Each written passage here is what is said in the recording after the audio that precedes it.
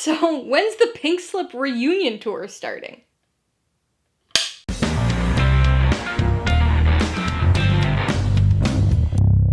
Hey everybody, welcome to Mainely Movies. Today I'm going to be talking about the 2025 fantasy comedy sequel, Freakier Friday. If you're new here, please consider subscribing for a variety of movie-related content, like reviews, rank lists, and recommendations.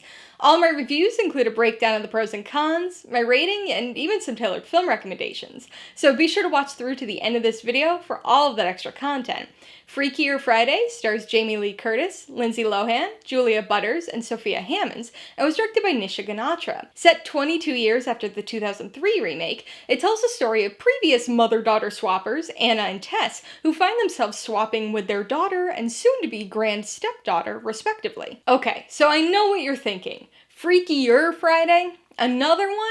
I can certainly understand the possible trepidation with this film. I mean, the idea of a legacy sequel to a remake doesn't exactly instill much confidence. The complaints about franchises and the perceived lack of original films are at what seem like an all-time high, so a film like this feels like it could be the poster child for the issue. And it'd be understandable if anybody was feeling a little Freaky Friday'd out at this point. It's already based on a novel to begin with, but then we've also seen many cinematic versions of the story too. The 1976 original film kicked things off innocently enough, but then that spawned two minimally connected and even less remembered made-for-TV sequels. After that followed a 1995 made-for-TV remake, the 2003 theatrical remake, and then a 2018 Disney Channel original movie musical remake. That's a lot of freaky, a lot of Fridays, and a lot of the same basic premise and story ideas. To be fair, most people will have only seen a small subset of those films, and most will agree, perhaps surprisingly, that the 2003 remake is the best of the bunch. So it's only natural that a legacy sequel would be released, tapping into that nostalgia and admiration. It's a concept that's easy to scoff at. But then again, so was the idea of the 2003 remake, and look at how that turned out. A franchise like Freaky Friday is built for repetition, with its body swap premise and day in the shoes of a family member lessons. Inherently, the stories are very similar, so anybody that hears about this sequel probably has a decent guess as to the body swapping shenanigans that'll be on display here. And while the film does meet some of the obvious expectations, it does also actually try to mix things up and give us something different from what came many times before. Because this features not one, but two generational body swaps. Anna and Tess are back and involved in the body swapping action, but not with each other this time. Instead, Anna swaps with her daughter, Harper, following the franchise's classic structure, but Tess skips over a whole generation, swapping with her British, soon-to-be step-granddaughter. This movie features a lot of the same body-swapping fun as its predecessors, but also offers some variation, as two teams of swappers form, each with their own agendas. It's an interesting idea, and you've got to commend the film for trying to do something different-ish. But this added complexity also makes for a chaotic and convoluted story. By doubling the body swapping, it makes it a bit difficult to keep track of who's actually who. And with their different agendas, there are so many mini-adventures that the story starts to feel almost episodically disconnected at times, like a series of loosely connected comedic vignettes. And with its glossy look, jumpy editing, and some extremely noticeable ADR, it has a distinctly Disney Channel feel to it, seemingly supporting the notion that this was originally designed for a Disney Plus release. It's still very enjoyable, but definitely a bit of a regression, with emphasis placed on a more gag-based approach to the humor, and the emotional elements feeling rushed and inorganically grown. So the story and premise are fun, but as with every other version of this film, it's the performances that really make the difference. There are some secondary characters scattered throughout the film, mostly as enjoyable returns, but it's the swappers who are the focal point, of course. And this time, we've got 4. So let's talk about the new Freaky Friday arrivals first. Julia Butters stars as Anna's teenage daughter, Harper. Rather than music, her hobby of choice is surfing. And while she's a bit more laid back than Anna was at that age, she's still definitely got the same rebellious streak to her. Sophia Hammons plays Harper's rival turned future stepsister, Lily. With her worldly travels and fashion-minded interests, she's overly confident and attention-seeking. This causes conflict between her and Harper, which only increases when their parents get engaged. Both actors are solid at playing their teen selves, but this is Freaky Friday, so what about the switch? Harper switches with Anna, and Butters does a decent job with the classic young becomes old role that we've seen in each of these mother-daughter swap movies. More entertaining, though, is Hammons, whose character skips over a whole generation to swap with Tess, entertainingly portraying a 60-something-year-old in a much better jointed 16-year-old body. But as has always been the case with the Freaky Friday films, the real fun comes from the older role, or roles in this case. This time, Lindsay Lohan gets to join Jamie Lee Curtis on this de-aging ride, with both easily falling right back into their roles, and then jumping into new ones. Lindsay Lohan, in her first leading role in a theatrical film in more than a decade, is extremely funny, playing the role of a 16-year-old character in the body of a 37-year-old music producer. Once again, though, Jamie Lee Curtis is the star of the show here, portraying a 16-year-old in a 65-year-old body and clearly having a blast doing it. With that dramatic of an age gap between the two body swappers, there's obviously a lot of fun to be had. Everything from arthritis to wrinkles to pockets full of old Kleenexes, plus the silly addition of some British vernacular for good measure.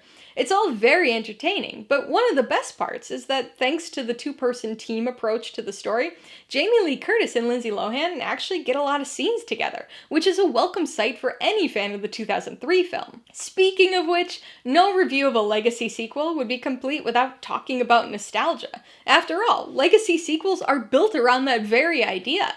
And from the nostalgia side of things, I'm pleased to say that Freakier Friday works very well. Partly due to the story structure, partly due to the performances, this movie is able to do something that seems almost impossible for a legacy sequel like this. It never feels too fan-servicey. There are references, lines of dialogue, callbacks, and returning characters galore, but they're integrated into the story surprisingly well, never feeling fan-servicey in that, hey, remember this thing you liked 20 years ago kind of way. Instead, it all works well and feels natural. I do wish the same could be said about the film's humor, though. It's very, very gag-based, feeling more akin to the 1976 film than the 2003 in that regard, with an overabundance of slapstick humor and goofy scenes that seem geared towards a younger Disney Channel crowd. It still has some funny moments, but the abundance of pratfalls and overlong, over-the-top gag sequences feels stylistically very different from its predecessor. Despite those issues, there's no doubt that as a fan of the 2003 remake, it was really nice to drop back in on the lives of these characters for another day of magically forced family bonding, and for a pink slip reunion show. Alright, let's talk about the pros and cons. Pro number one has got to be the performances. We get some nice secondary character bits from returning cast members like Mark Harmon and Chad Michael Murray, plus fitting performances from franchise newcomers like Manny Jacinto. But the true performance power, as always, comes from the body swappers. And this time, we've got 4. Julia Butters and Sophia Hammons do a fine job playing the two old become young roles in funny and believable ways, but this franchise has always better served the older roles, and continues to do so here. It gets a little over the top at times, and a few of the gags overstay their welcome, but both Lindsay Lohan and Jamie Lee Curtis are extremely funny here, with Curtis having the extra comedic benefit and task of playing a character not only one, but 2 generations younger than her. Pro number 2 is the film's handling of its legacy sequel status. I know that the existence of these types of films are typically pretty controversial in film circles, but I think this one largely works. Now, I get it. I certainly have nostalgia for the 2003 film, so I'm more apt to enjoy the references and returning characters. But these references don't just feel like fan service for the sake of fan service. They're actually integrated into the story in reasonable ways. And even though the very basic story premise follows along the body-swapping path of its franchise predecessors, it's not just a copy-and-paste type of sequel, instead actually mixing things up enough to feel distinct. That said, there's plenty here for existing fans to recognize and love, including a pink slip reunion show. On the con side, the biggest issue is the chaotic story. I know I was just commending this film for mixing things up and trying something a little different with its story, but the actual execution of those ideas leaves something to be desired from a screenplay and story perspective. With 4 characters swapping bodies and a series of vignette-like comedically goofy adventures, it starts to get difficult to keep track of who's who. It jumps around a lot, and the comedic prioritization means that the emotional elements of the story, one of the things that helped to make the 2003 film so much better than any of the others, gets lost in the shuffle until the end. Con number 2 is the slapstick humor. Now, obviously, this is a very subjective thing, so some people may actually love this element. I had no way to gauge this, because despite going to a regular public screening of this movie, I was the only person in the theater. But for me, much of the humor felt very different from what was in the 2003 movie. This is much more individually gag-based, with a lot of pratfalls and over-the-top physical comedy that falls more in line with the original 1976 film, but feels like something that would have aired on the Disney Channel in the early 2010s. Before I give you my rating recommendations, I want to remind you that if you're interested in buying Freakier Friday, or any of the other films I mentioned today, I do have affiliate links for all of them in the description below.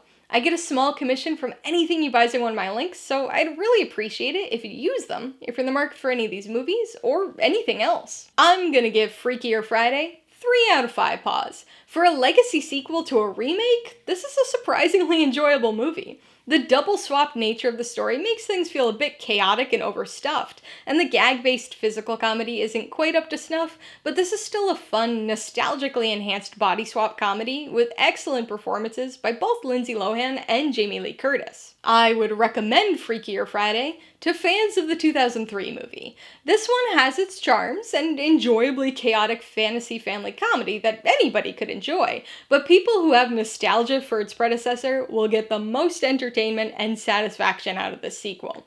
It's not as good as the 2003 film, but it's far from bad, offering a return to a similar feeling but slightly altered story inhabited by some old favorites. If you liked Freakier Friday, I would recommend 17 again. No, not the Zac Efron movie, but the Maori siblings one that seemingly everybody's forgotten about. This isn't quite a body-swapping movie, but it is an age regression comedy, in which an accident causes a pair of grandparents to physically revert back to their 17-year-old selves. It's another goofy and kind of chaotic movie with fun performances and family reconciliation themes. If you liked this story and the style of humor, you'll want to watch the original 1976 Freaky Friday. Starring Jodie Foster and Barbara Harris, the first film in this now lengthy franchise tells the familiar mother-daughter body swap story, but does so using a sequence of physical comedy gags. And if you'd like another legacy sequel, you might want to check out Mary Poppins Returns. The 54-year gap between this film and the original means there are very few returning actors, but this film is still able to tweak its story enough to distinguish itself, and provide a supercalifragilisticexpialidocious dose of nostalgia for fans of the original. Alright, a couple questions for you guys. Number 1, have you seen Freakier Friday? If so, what'd you think of it? And number 2, what's another Disney live-action film you'd like to see get a legacy sequel? Be sure to leave your answers in the comments below so we can get a discussion going. Alright, so if you got some enjoyment, insight, or information out of this review, I'd appreciate it if you'd hit that like button. And if you haven't done so already, please hit subscribe while you're at it to see more videos like this. Till next time, this has been Alyssa with Mainely Movies, the way life should be.